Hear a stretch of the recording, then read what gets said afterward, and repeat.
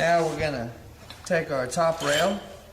We're gonna pull these pieces together, and the weather stripping needs to go up, and up is in. Anytime you glaze one of our panels, you're gonna want to make sure that if you're glazing like lovely or something, in is up on ours.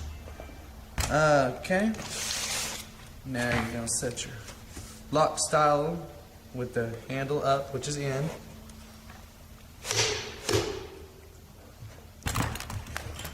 This is your bottom weather. All right.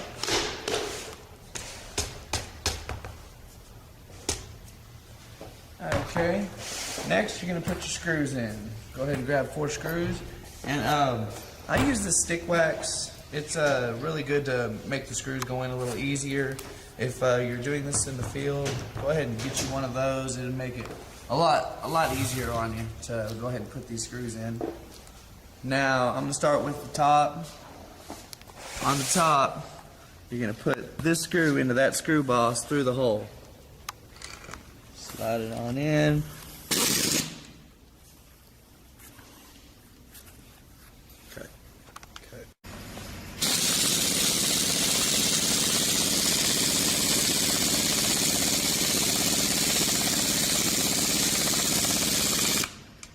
Okay.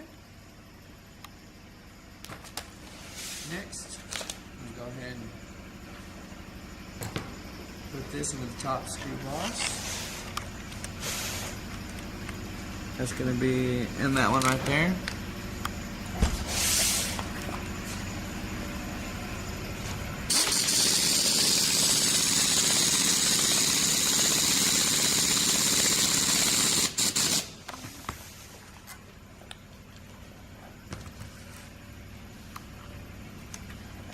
And the bottom's a little bit more difficult. You're going to want to press this wheel to make sure it's all the way up.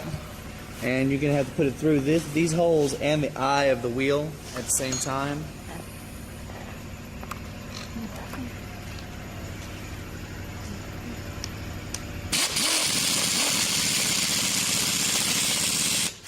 Make sure not to over tighten your screws or you could bend the frame of the door. Yes.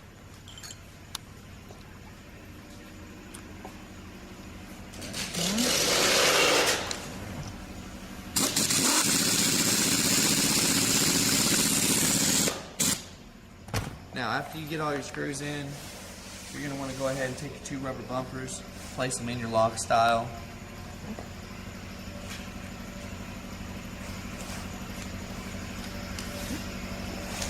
And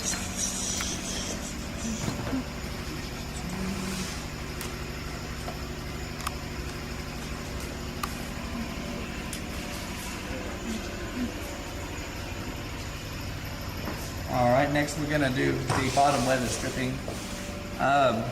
This is a very important part. You're going to take this little piece and just barely, just enough, not even enough to change the shape, just enough to move it a little bit. You're going to bend this piece up and you're going to open that channel up just a little bit. And then you're going to want to set that in that interlock. Very gently tap it in. You're going to want to take this, cut it off as straight as possible.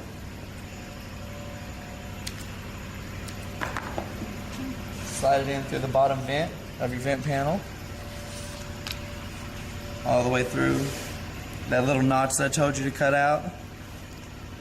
And that little insert all the way through it.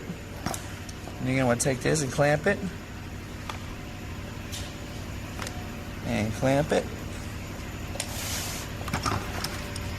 Next thing you're going to do, if you're doing a 5/8, you can take a piece of your glazing bead, lay it on here and bend this piece in just a little bit to hold this insert in, but on 3/16 it's really not necessary because it's actually snug enough to where it'll hold it in itself.